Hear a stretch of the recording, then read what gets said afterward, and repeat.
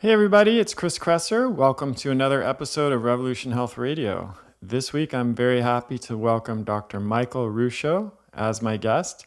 He is a functional medicine practitioner, clinical researcher, and international lecturer. He's a leader in the movement to make integrative medicine and natural health solutions more accepted and accessible.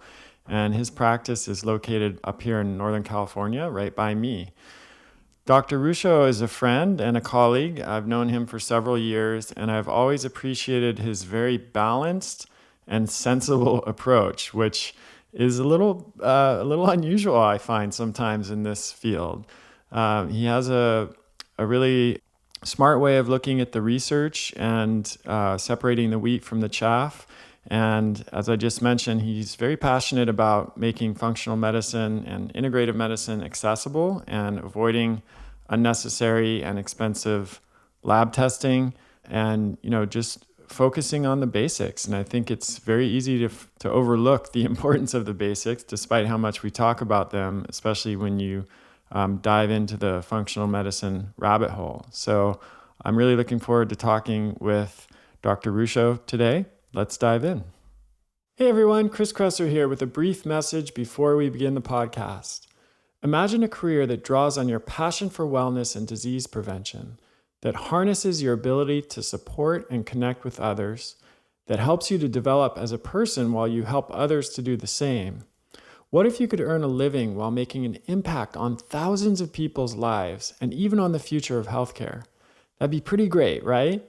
Well, that job does exist. It's the job of a health coach, and I believe that health coaches will play a crucial role in the future of medicine, not only in the US, but around the world.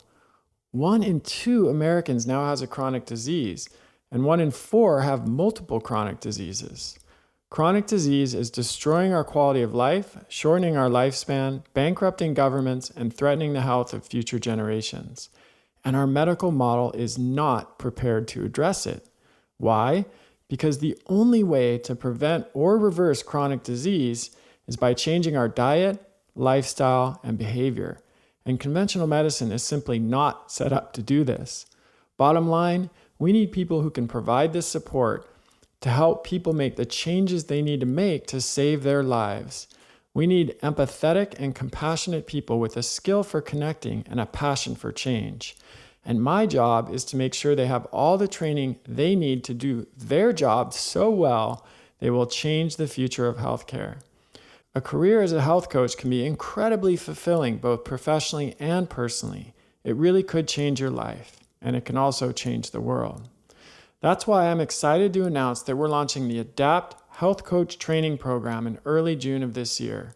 It's a 12-month, 100% online certification that will prepare you for a successful career as a health coach. It includes training in core coaching skills, functional health, ancestral diet and lifestyle, and professional development. And it's unlike any other health coach training program currently available. Enrollment opens in April and space is limited. We sold out the first cohort of the ADAPT Practitioner Training Program when it launched, and we expect to do the same for this health coach training program. To be notified when enrollment opens and to learn more about the program, visit kresser.co/success. That's KRESSER.co/success. When you sign up for updates, you'll also get access to our free Health Coach Success series, which covers a variety of topics related to building a successful career as a health coach, including why health coaches will play a vital role in the future of medicine, what a health coach is and isn't, and how they differ from nutritionists and dietitians, the crucial skills and competencies a health coach needs to succeed, and how to attract and retain clients and manage your practice. Sign up at kresser.co/success. Now on to the show. Mike, it's always a pleasure to talk to you. Thanks for coming and joining us on the show. Absolutely, my pleasure. Thanks for having me. So we're going to talk about the gut, one of my favorite topics, and I know yours, certainly. Yep. We're both big fans of the quote from Hippocrates, all disease begins in the gut. He knew that 2,500 years ago. We forgot, but it's like we're starting to relearn that even in mainstream conventional medicine, huh? Yeah, absolutely. I'd agree. There's definitely a gut renaissance occurring, thankfully. Mm-hmm. And so, you have a new book about this topic, of course, Healthy Gut, Healthy You. And tell us a little bit about why you wrote this book. I mean, there's obviously a lot of info out there on the gut and gut health. What inspired you, motivated you to put this out there?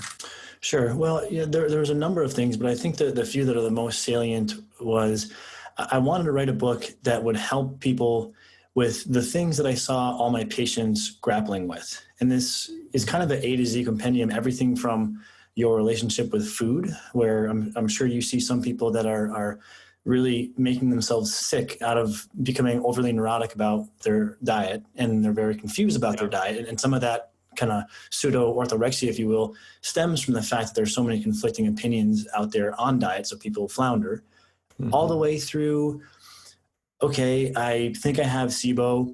Do I use probiotics? Do I not use probiotics? Do I use antimicrobial herbs? What if I used herbs, felt good for a while, then I relapsed? What do I do? Should I use a prokinetic? Should I not use a prokinetic? When can I reintroduce foods? So you have this litany of questions that people are really encumbered with. And I wanted to write a guide that would really hold someone's hand through a self-help protocol, step by step, to really help them improve their health.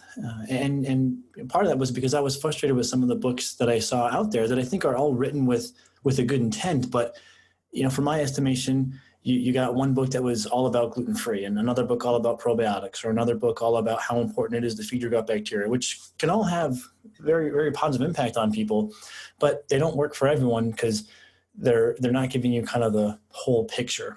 So I really wanted to write a book that would walk someone through the process of healing their gut health, that is all-encompassing, that's intellectually honest, that's evidence-based but not evidence-limited, and could really help someone walk away from the read feeling empowered and educated, and not feeling confused and kind of fear-mongered into avoidance. So, I mean, those are a few of the things that come to mind. That's all super important, and it's something that you and I have always connected on. And a reason why I've loved your approach is your evidence-based emphasis, but not being, as you said, evidence-limited. I love that term, and also your focus on practical application, which really makes a difference when the rubber meets the road, and you're working on this stuff either in your own life or with a practitioner. Right. But let's step back a little bit. Most of people who listen to my podcasts are well aware of the connection between gut health and overall health, and why gut health is so important. But let's assume maybe that, we're talking to some newer listeners and they're not as familiar.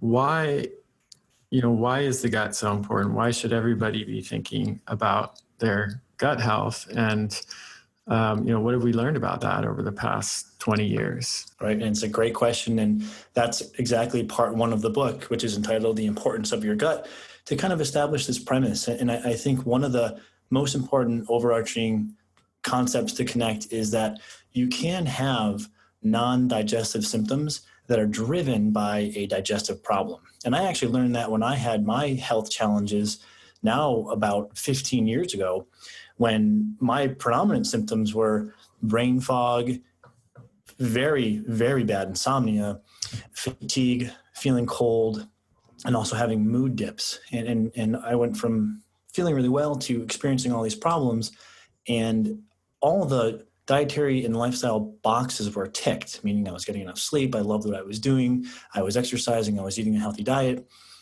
And so I learned a lot from that process in terms of I didn't have gas, bloating, diarrhea, some of the typical gastrointestinal symptoms, but I did have a diagnosed amoebic infection in my intestines that was driving all of these symptoms, and I was chasing down. I thought it was metal toxicity. I thought it was hypothyroid.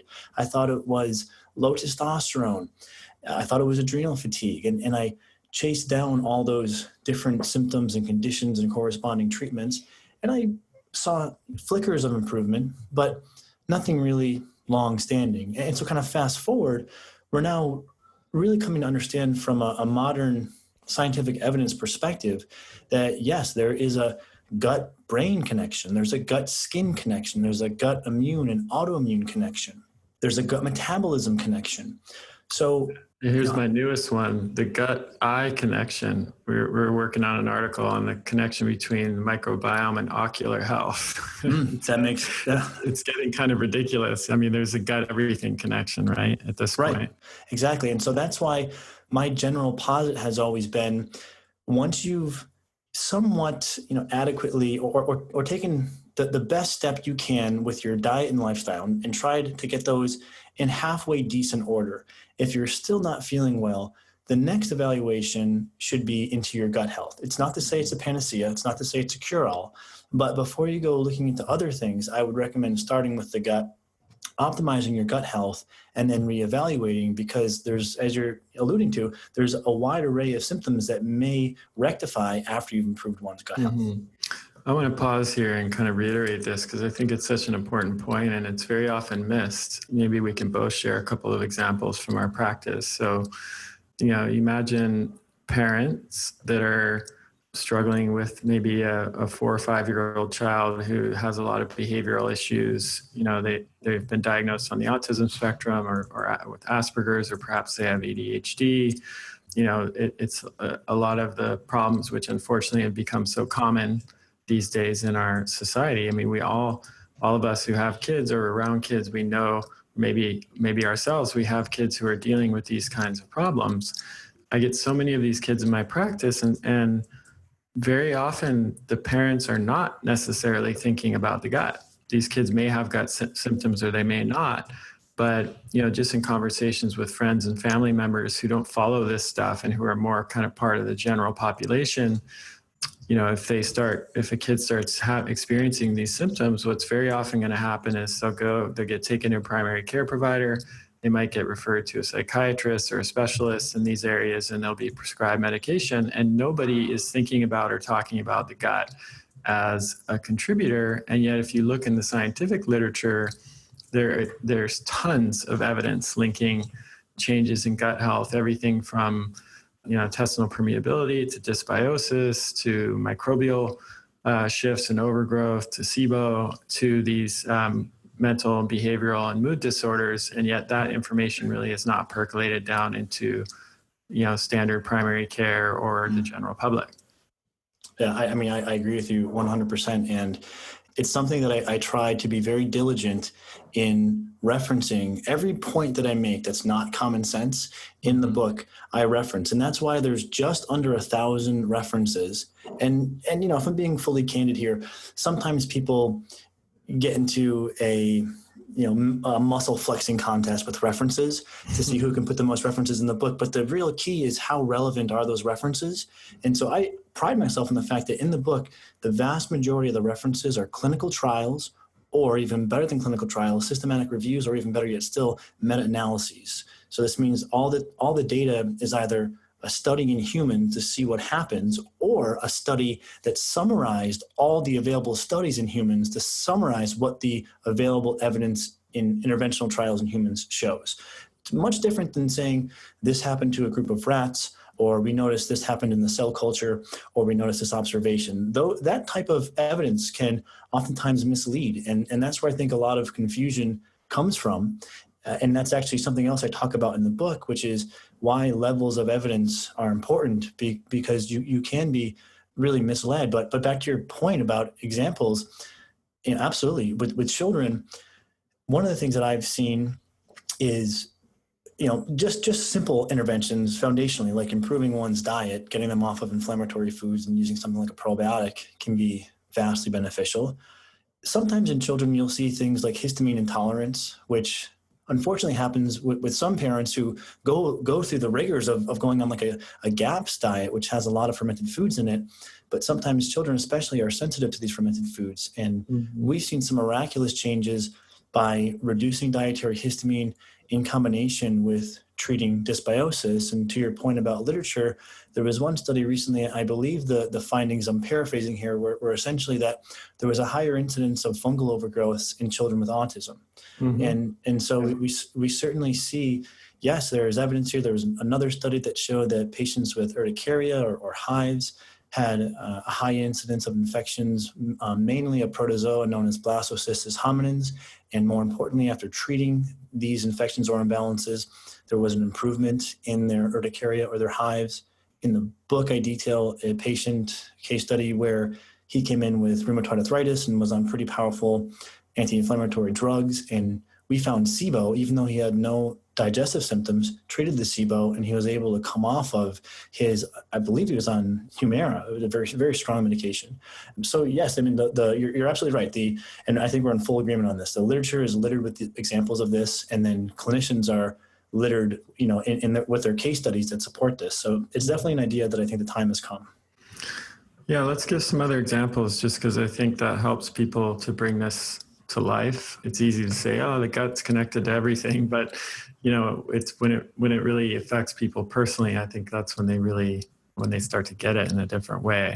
Skin conditions are another very common example. We often will see patients with psoriasis or eczema, and they might not have any gut symptoms. So they go to the dermatologist gives them a steroid cream or something like that to put on their skin. It might help a little bit, but it doesn't go away or get better. And we know that in people with celiac disease, especially silent celiac with no gut symptoms, about 50% of them have extraintestinal skin manifestations like eczema, dermatitis. So that's something that, again, most people in the general public and dermatologists even are not even thinking about. What are some other examples from your practice of people who've had gut issues that didn't, maybe they didn't even have gut symptoms, but it was gut that was driving that? Right. And again, that's such a key connection to make, which is you can have a gut problem that's not manifesting as gut symptoms, but that is causing whatever external symptom, whether it be brain fog or skin issues or what have you. Two just come to mind. And a lot of these, we've published patient conversations on our website where I sit down with someone and we kind of talk through their case. It's not like cramming a camera in someone's face and saying, tell me how good you feel, testimonial. It's more so, let's talk through, what you came in with and what we did, how you felt going through this. Because I do try to pull the curtain back into my clinic and let people see what some of these results look like in practical terms. There was one patient that came in, and I wasn't even really sure if I could help her because the presentation was so unique.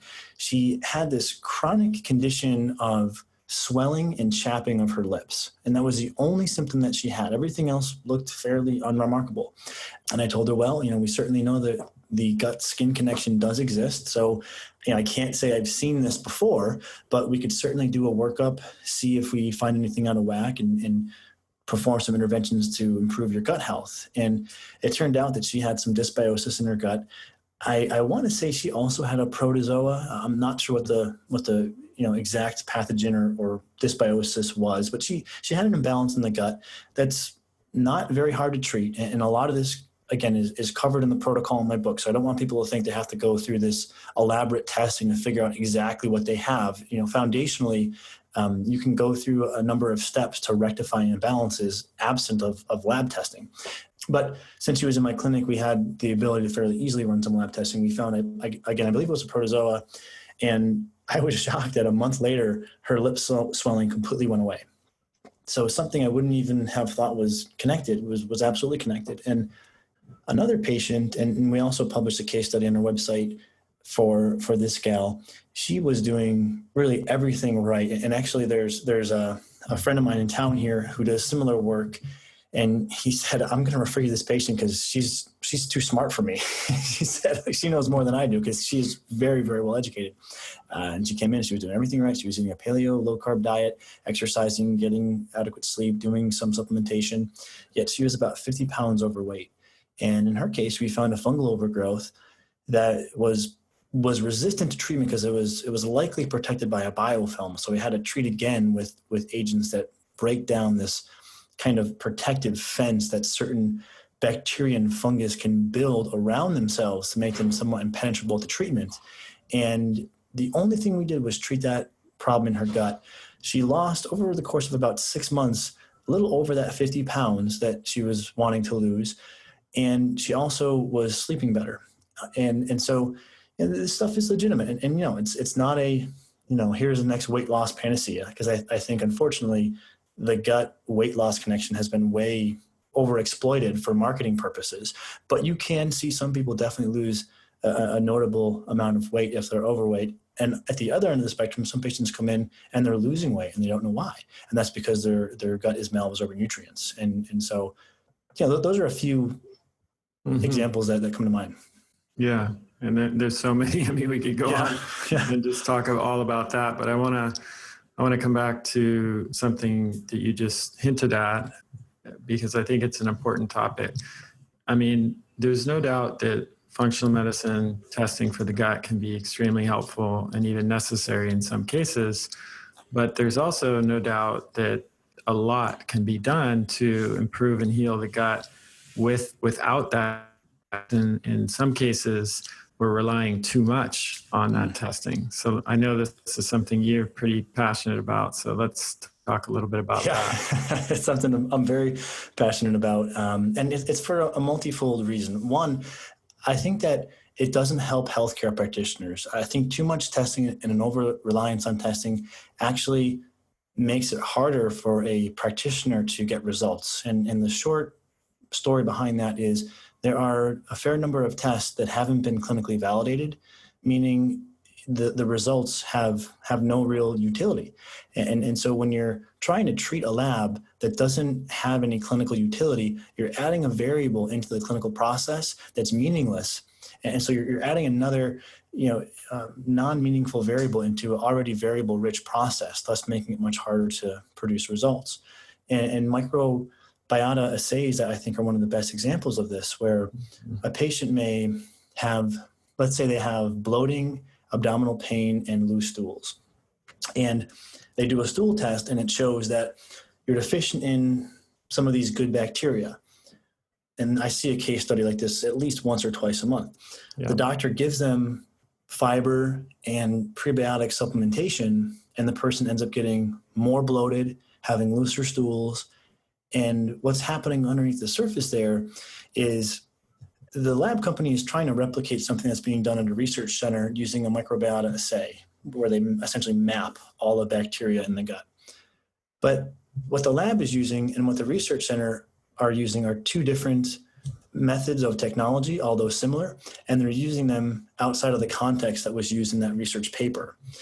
And so if you look at the clinical literature, and this is where the levels of evidence I was mentioning before comes in and is very important, you see that oftentimes for people with digestive maladies, they need to undergo some type of bacterial and or fungal reduction strategy, at least in the short term. And so rather than treating their quote unquote labs, we may want to look at the condition that the person has and the symptoms they present with and treat those instead. So instead of giving them the fiber and the prebiotics, we may put them on a low FODMAP diet that actually starves bacteria. And potentially, if that doesn't get all the result, we may perform a round of herbal medicines that can clean out bacterial and fungal overgrowths. And I have to say that the better I get and the more experience I obtain in the clinic, the less testing that I do. And this is what I've also tried to incorporate into the book, which is there is a whole lot you can do without needing lab tests, especially if you perform an intervention and then reevaluate at the end of that intervention how you're feeling, and then you can kind of go one way or the other. And so what I've written is kind of a choose your own adventure guide, if you will, where there's not necessarily one path, but there's one main path, but there's divergent paths in there depending on how someone responds. And at the risk of being a little bit long-winded here, I think one of the fundamentals that's important here is the more symptomatic someone is, the more cautious they'll probably want to be with strong bacterial feeding interventions right out of the gate. And the healthier someone is, the more likely they can undergo a bacterial feeding intervention like prebiotics and fiber right out of the gate and respond favorably. So I built this into the algorithm of the steps so that a healthy person can do maybe 3 steps. An unhealthy person will do more steps because they're going to have to first go through that bacterial reduction phase before going to the bacterial feeding phase. Yeah, that's really important to understand. We hear the recommendations to eat 4 tablespoons of resistant starch a day. And Yeah, I've had patients who unfortunately took that at face value, who had very compromised gut and ended up going to the hospital because they thought they were having an appendicitis or something Right. like that. Such bad, it was essentially gas pain, from the fermentation. That, this stuff really does need to be personalized. So I love that you do that in the book. Let's talk about, something I've been really over the last couple of years has really sort of come front and center for me in my awareness and working with gut issues is the role of the gut as the second brain, or as essentially a big bundle of nerves. And Sure.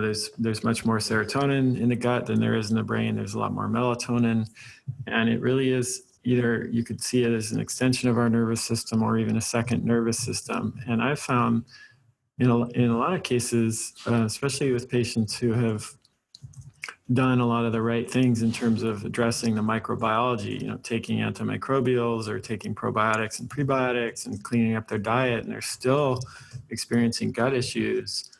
My experience and my belief in many of those situations is it's actually a nervous system dysregulation that's driving the gut issues. So I know you cover this a little bit in your book. Just curious to hear your take. Yeah, it's another really fascinating area, and there's a lot to be said there. Where to begin? I think from looking at an overall kind of global autonomic tone, meaning are you sympathetic or parasympathetic?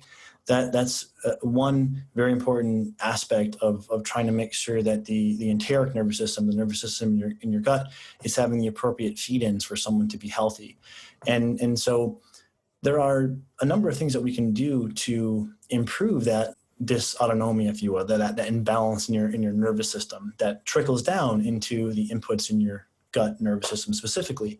And a couple of these are actually very, very simple, but they may be subtle changes for someone to make, but they may have profound implications. And one is understanding that modern data does show the more time you spend on the internet, the worse you will feel. And unfortunately, what's tending to happen, if you look at some of the observational data here, is people are spending more time on the internet and on social media, and that is causing them to spend less time in nature and less time with friends and family. And so time with friends and family social interaction has shown to have a direct correlation to overall subjective well-being. And time in nature has also been shown to reduce your overall chance of death and increase the sense of subjective well-being. And in Asia, certain research groups that are looking at what's known as forest bathing, that essentially shows that if you can take a leisurely walk in the woods, there's something about that is very health promoting. And there's another stroke here that's been published by a researcher named Shelley Taylor, who she has put forth the theory that men more so have a fight or flight response, but women more so have a tend and befriend response, meaning that in times of stress, it's more important for women to have connection. And this may have to do with some of our evolutionary background, where in times of stress, it was more, men would more so have to go out and fight, hunt, what have you. And that was to some degree a little bit more isolating. And women would have more of a predilection toward coming together and tending and befriending. And part of this may be mediated by a hormone called oxytocin, which is potentiated by estrogen. So that may be a reason why we see a sex discrimination with this. So it really boils down to a simple concept, which is if people are excessively researching on the internet how to improve their health at the expense of things like time in nature and connectiveness, they could really be doing themselves a big disservice in terms of their healing. And there are other deeper things we can get into mechanistically, but I think that's one that's often overlooked, that is free and fairly easy to implement, but holds pretty sizable potential for people to improve from. Absolutely. I think technology addiction is, and not even addiction, just overuse, which in some cases is driven by work. In other cases, it is more of an addictive thing, is a huge part of this constellation of factors that contributes to nervous system dysregulation and can definitely affect the gut. And, along those same lines, we have more than a third of Americans not getting enough sleep. And that, of course, torpedoes the nervous system. I think in terms of my own history with gut issues, now that I, have, as many people know who are listening to this, I had multiple parasitic illnesses in my early 20s that evolved into a, much more chronic problem. And at this point, I'm through the worst part of that, but my gut is still sensitive because of everything that I went through, not only the parasites, but the treatments that I had to do to get rid of them. And I think sleep at this point is the most noticeable trigger for me. Like if I don't sleep well, that my gut is going to be the way that I know that. I mean, obviously you know in other ways, but just my gut the next day is not going to function very well. So tell us a little about that. I know you've explored the connection between sleep and gut as well in the book. Yeah, and so there's a really fascinating connection there. And I believe we both had an amoeba histolytica infection, right? Yeah. So me, you, and Dan Kalish. So it seems to be maybe somehow that changes you and makes you want to go deeper into healthcare. Perhaps. But I wouldn't recommend self-inoculating if it's a career you want to get into. There are easier ways. Yeah. But what's fascinating about sleep is there's definitely this bidirectional relationship between sleep in the gut and gut and sleep. And one of the most common things that I see that people, I think, don't expect to see when improving their gut health is their sleep improves. And so if people have a hard time falling asleep, or they're very wakeful, or they're always waking up like an hour before their alarm goes off, or they need excessive amounts of sleep, which seems to be defined as chronically getting over or needing over 9 hours of sleep, then it's very possible there's a problem in the gut that's causing that. And part of this may be due to melatonin. As you denoted earlier, there's many of these chemicals are made in the gut. Melatonin is one, and that is needed for sleep. So there's definitely this gut to sleep connection, and improving your gut health can improve your sleep. But then there's also this massive amount of research showing that if one is not getting adequate sleep, or if they're chronically getting too much sleep, and again, the research suggests that at a minimum 6 to 7 hours, at a maximum 9 hours. So, consistently falling within that window is important. But if someone is constantly not getting enough sleep, then that is going to be a huge deterrent to their health and to their healing also. And gosh, the amount of data, I think this is the one area that we have probably the most compelling data showing that, again, if you're chronically undersleeping or chronically oversleeping, or having your sleep interfered with, that almost every measure that has been evaluated will worsen, meaning your chance of cardiovascular disease, your chance of dementia, your chance of all-cause mortality, meaning death from any cause, your chances of depression. Literally every measure that has been studied, and usually we're looking at a systematic review with meta-analysis. So these studies are looking at a number of studies and summarizing the results, all conclude that if you're chronically getting or needing more than 9 hours of sleep, or unable to get a consistent 6 to 7 hours of sleep, you are in fact increasing your chances of a number of diseases or morbidities. So true. And of course, gut issues are one of the main ones because of how inexorably intertwined the gut is with the systems that are affected by sleep. Absolutely. And there's one other thing I just want to sneak in there really quick before we leave this, which is, and I take a small tangent in the book on this because for some people it is very important, which is sometimes subtle female hormone imbalances will interfere with sleep. Now, most notably, if a woman is having hot flashes that wakes her up, of course, that's one. But I found that some women, they're waking up, maybe only feeling a little bit warm, and it's almost this subclinical hot flash, if you will. And many of the factors that we outline in the book of simply improving one's gut health will improve these female hormone-mediated symptoms. But we also make a few recommendations for simple and safe herbal interventions that require no testing that can help to balance out female hormones and can help with sleep. And not only sleep, there's some evidence to show that women with constipation, maybe because of progesterone receptors in the gut, can also improve their bowel regularity by using some gentle herbal medicines that help to coax the female hormones back into balance. Mm-hmm. So what do you think the biggest mistakes are that people make when they're trying to address their gut health? Well, I think the most foundational is people don't listen to their own response.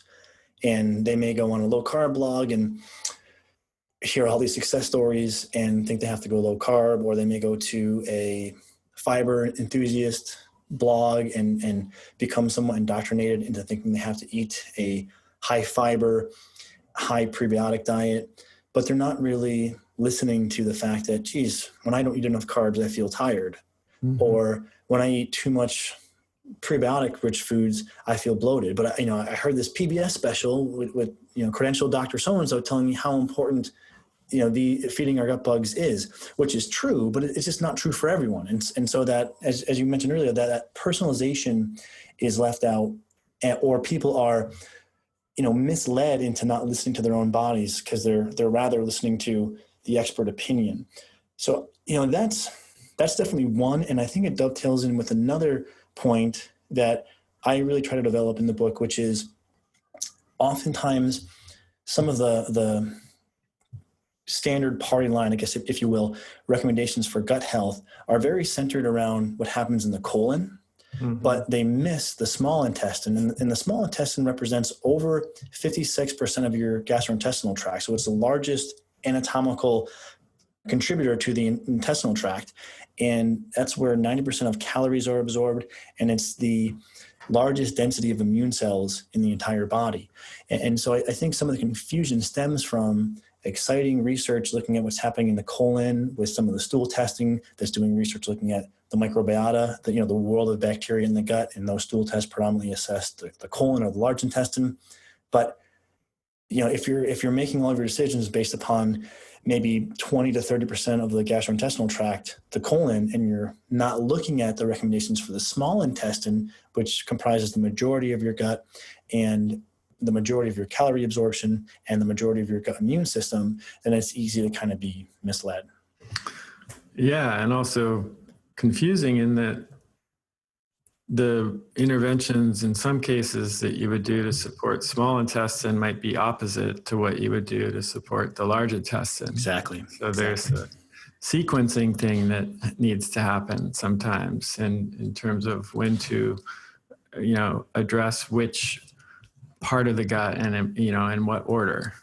Exactly. Yeah, you're absolutely right. And that's one of the concepts I try to develop in the book to help kind of throw people a lifeline, which is, are you confused about all these different recommendations that seem to be at odds with each other? Well, it's because we have to contextualize these into a sequence of steps so that you're doing the right thing at the right time. And it brings up maybe another common mistake that I see people make, which is looking for the magic protocol.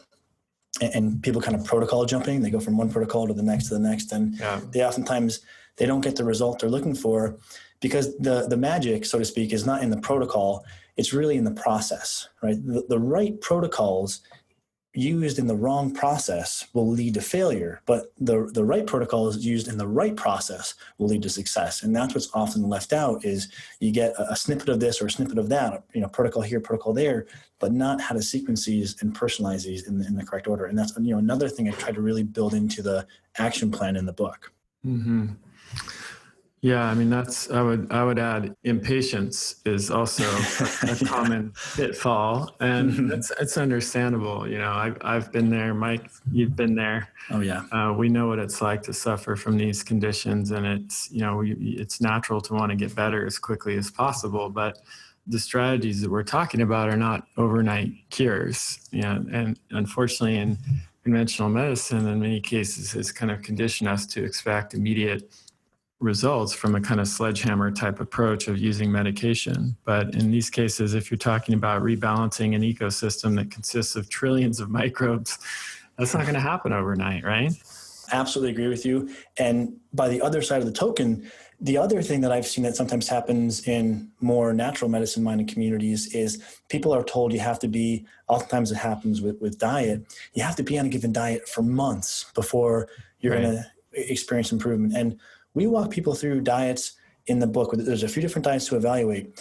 On the average time someone has to be in a diet, according to the protocols I lay out, is 2 to 3 weeks. Mm-hmm. And it's not to say you're going to experience all of your improvement in that 2 to 3 weeks, but after 2 to 3 weeks, you should know hey, I'm feeling better, or no, I feel exactly the same or even worse. And when you navigate the dietary terrain that way, you can get through the handful of diets that would be recommended fairly quickly, rather than saying, oh, the autoimmune protocol, nothing against it. It's one of the protocols that I recommend people considering in the book, but you have to be on it for 6 months because there's layers of healing and what have you. And I'm open to there being a time and a place for that, but usually what I find is, again, a few weeks to know if you're in the right ballpark. And if not, let's keep you moving forward so we can find what will actually work for you. Yeah, I definitely agree with that. Diet, I mean, there are always exceptions. We're just laying out general guidelines, but it's certainly true. And I've seen people on, kind of bludgeoning themselves to stay on a certain diet that's not working for a long period of time, just getting worse and worse. And often if they go onto the sort of online communities that are centered around those diets, the feedback that they'll get is just do it more, harder, faster. Exactly. Yeah. You're at 99%, but if you just got to 100%, that's the other thing, is like people assume that they need to follow something 100% in order to get any benefit at all. And I don't think that makes sense physiologically. Yeah. It's certainly true that, being more rigorous you need to reach a certain threshold to get a benefit, but I don't think that's 100%. Again, we're on the same page as we are for many things. And I think what happens is people actually, I tell people shoot for about 80%, all right? Because I expect there's going to be a time or two when you have to deviate slightly, and that's okay. And I think to go from that 80-ish% to 100%, the amount of negatives far outweighs the amount of positives you would get from going through the extra rigors to become 100% compliant compared to 80% compliant. That's a key point. It's not just in terms of quality of life, it's actual physical symptoms. I mean, we just talked about how stress can tank the gut. So right, exactly. It actually can backfire going from 80 to 100%. Not only not improve you, it can make you worse. Completely agree. Yeah. Now, of course, there are people out there, who are listening to this who have experienced that benefit going stricter, but that's where listening to your body comes in. As you mentioned, Mike, that's one of the first, probably the biggest mistake that most people make, is not listening to their bodies. And again, it's easy to understand how that can happen. There's so much conflicting information out there. It can be, when your body is sending you lots of different messages, it can be hard to tune in and know what's going on. But ultimately, trusting your intuition and trusting your gut, so to speak, is really important thing to learn how to do as part of the healing process. And there's another area that people don't listen to their gut, and this is kind of exacerbated by confusion in the field, which is regarding probiotics.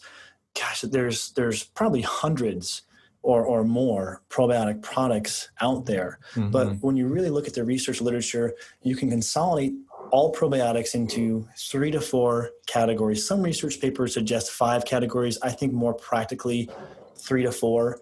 And when you understand this, you don't have to try the hundreds of products, but rather say, let me try a probiotic from category 1 and see how I do. Let me try a probiotic from category 2 and see how I do. And then when you do that, you cut through all this confusion of, oh, I heard about this one and someone told me about that one. And you'll keep trying the same product just with a mild derivation of a similar product in the same category forever. And it can be maddening. But if you understand that here are the categories, and just briefly, the main categories, in my opinion, but I think this is fairly well reflected in the research literature, is a Lactobacillus bifidobacterium species predominated blend, meaning you'll have multiple strains, but the majority of those will be different strains of Lactobacillus and bifidobacterium. Category 1. Category 2 would be a Saccharomyces boulardii probiotic, technically a healthy fungus.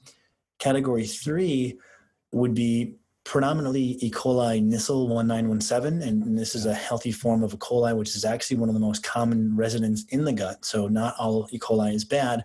It's not something that there's a lot of applicability for in the U.S. because it's not available in the U.S. And actually, I should probably classify E. coli as category 4, and then category 3 would be soil-based or spore-forming probiotics. Mm-hmm. And there's a few different formulas here, and there's some derivation and some detail there, but essentially, this is predominantly bacillus strains probiotics. And those are your 3 or 4 classes.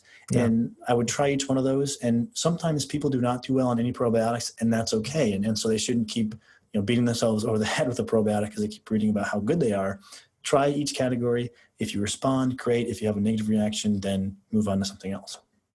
Fantastic, Mike. It's been such a pleasure. The book is Healthy Gut, Healthy You, the personalized plan to transform your health from the inside out. Where can they go to get it, and where can they find out more about your work?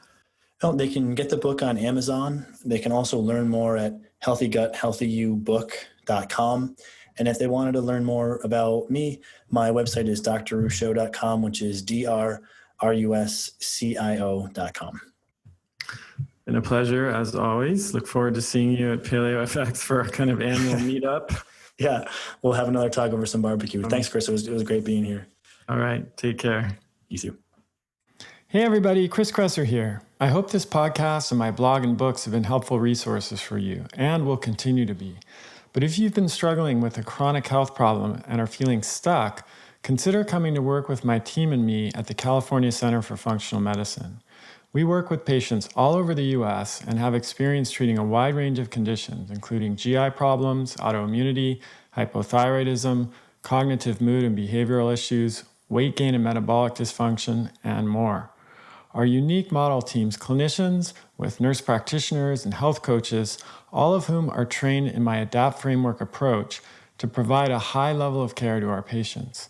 This means more support between appointments, personalized guidance on diet, lifestyle, and behavior change, a cutting-edge patient portal with 24/7 access to your labs and records, handouts and resources to guide your protocols, and a team of practitioners working together on your case.